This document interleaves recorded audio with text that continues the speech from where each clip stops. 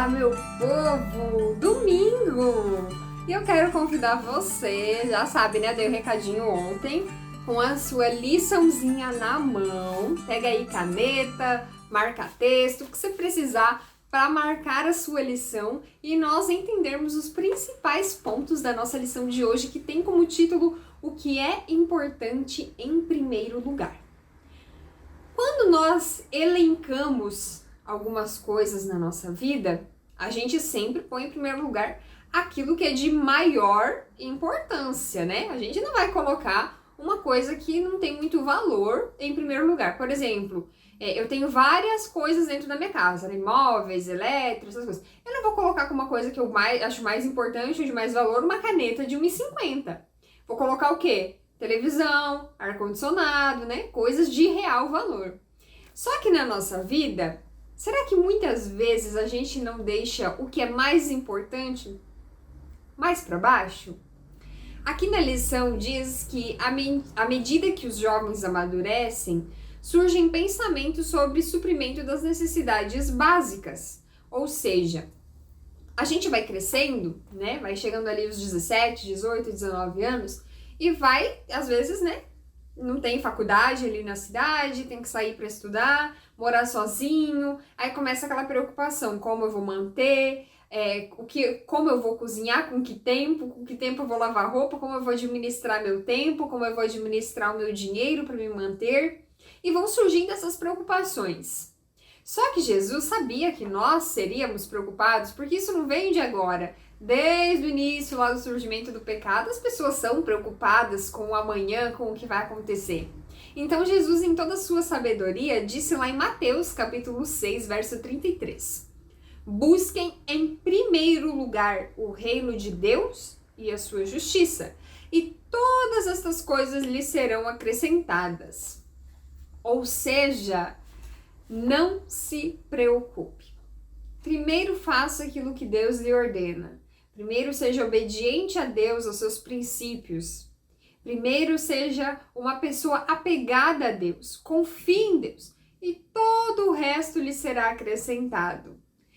Você precisa ter confiança na palavra de Deus. Se Ele disse que Ele vai te sustentar, é porque Ele vai te sustentar. Então confie plenamente em Deus. Seja fiel a Deus. E todas as outras coisas lhe serão acrescentadas. Como vimos em Gênesis, lembra que a gente viu um pouquinho a respeito da história de Jacó? Jacó fez escolhas importantes, tanto no aspecto espiritual quanto no financeiro.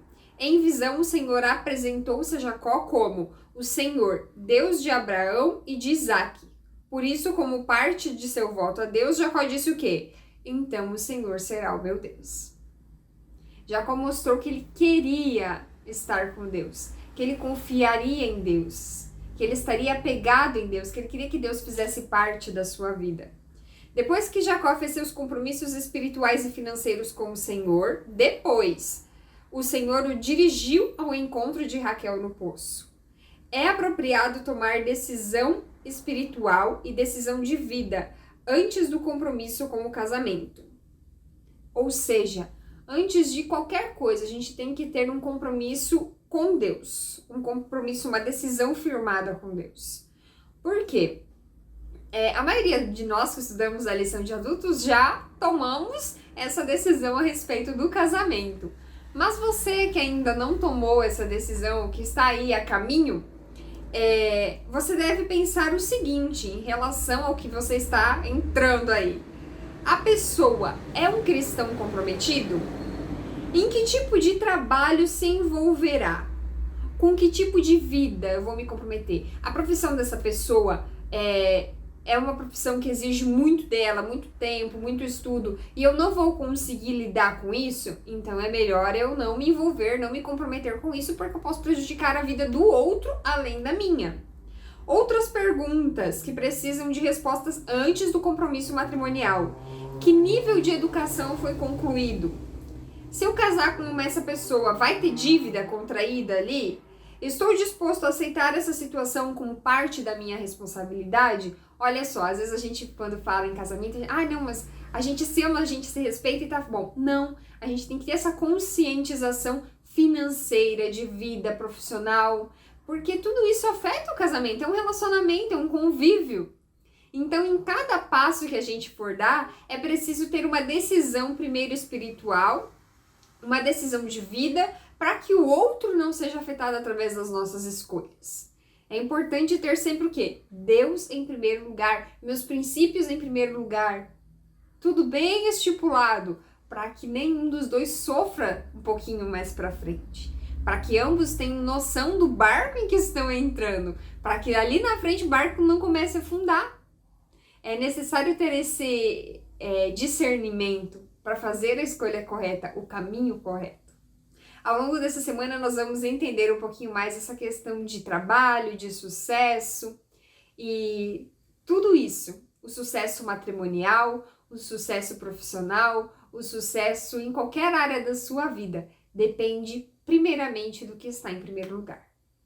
Sempre, sempre, sempre. O que está em primeiro lugar na sua vida? Se não é Deus, comece a orar, a buscar, a ter comunhão para fazer com que seja.